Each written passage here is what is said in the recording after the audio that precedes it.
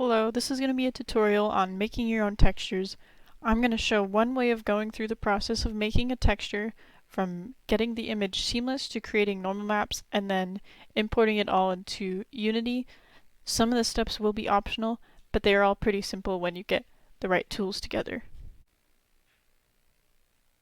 This step is pretty important, but it still can also be optional. It is just so that your texture, when it is on the mesh, it looks more fluent and repeating without edges, which I'll show in the website.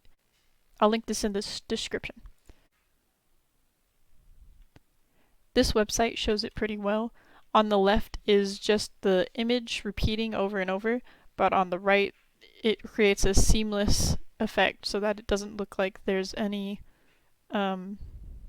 breaks and like it's just pictures repeating. This one gets rid of the vignette effect on the edge and makes it all flat color, so it's just grass instead of portions of grass. I'm going to be using this picture from one of the art museums on campus.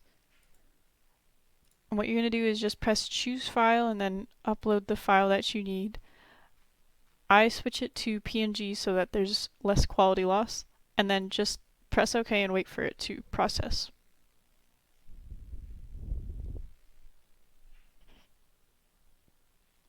Now if you want to see your finished picture, you would just open processed image.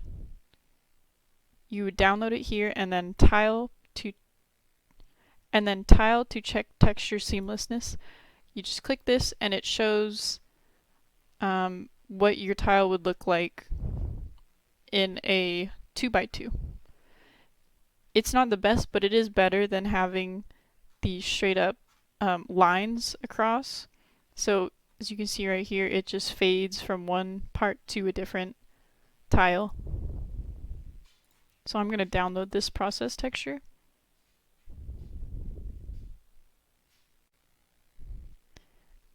This is one of the optional steps, but it just helps to make your texture look more 3D in Unity when you import it. You can go to Materialize and download the app. I'll link this in the description as well. This is what the website looks like. It is just for generating smoothness maps, normal maps, AO lighting, and etc. Now I've gone and opened up Materialize. After you've used the seamless texture generator and downloaded your process result, you're going to go to Materialize, open here on the diffuse map, and upload that image into Materialize.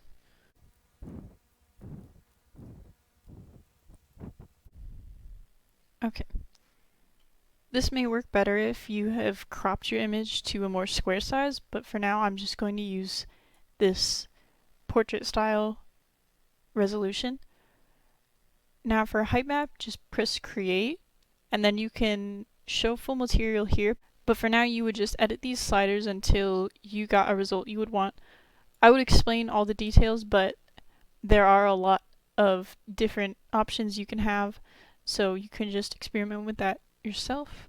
Then when you're done, you go down to here and press set as height map, and then you can do the same and create for all the other maps.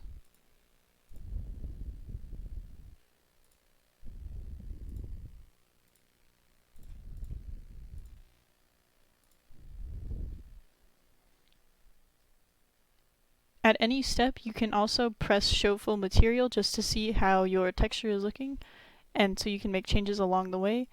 Right now I've got my balloon exhibit looking more bumpy, so it's no longer flat, and this will show up in Unity. Not exactly the same since the rendering system is a little different, but it will be similar enough. Now we'll go to Save Project and then find a folder.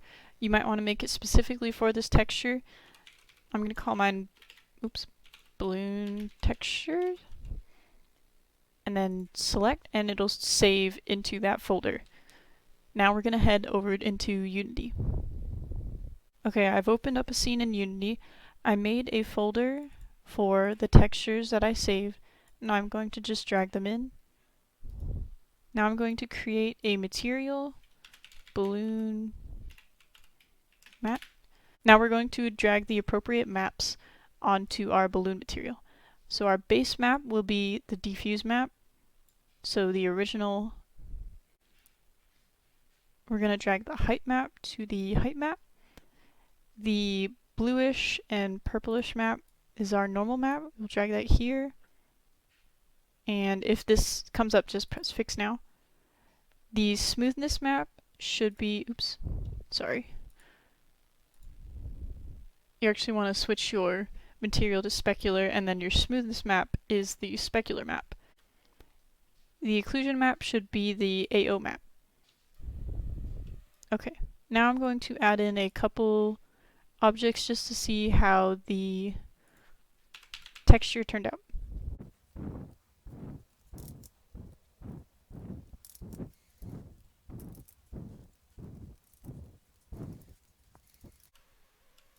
Now all I have to do to apply them is click and drag each of them onto the objects, and it's done. For comparison, I'll also duplicate these and use the original image that I started with.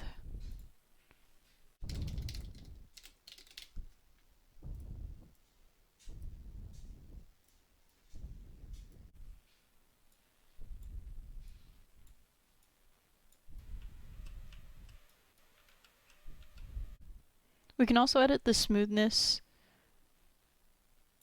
the height map, and the occlusion map after importing them in.